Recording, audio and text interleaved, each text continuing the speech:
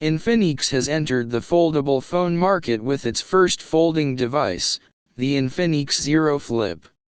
This marks an exciting step for the brand, which is part of Transsion Holdings.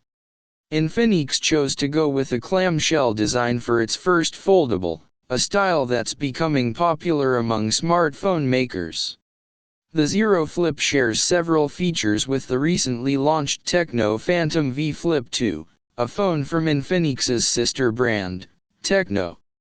The Infinix Zero Flip comes with a 6.9-inch LTPO AMOLED main screen, offering stunning visuals with Full HD Plus resolution. This screen provides a 120 Hz refresh rate, making every action on the phone, whether scrolling or gaming, feel smooth and fluid. It also has a peak brightness of 1400 nits, ensuring excellent visibility even in bright sunlight. The Infinix Zero Flip is equipped with a powerful camera system. On the cover display, you'll find dual cameras. The main camera is a 50-megapixel sensor with optical image stabilization, OIS, ensuring sharp and clear photos even when you're moving. Next to it is a 50MP ultra-wide lens, perfect for capturing landscapes or wide-angle shots.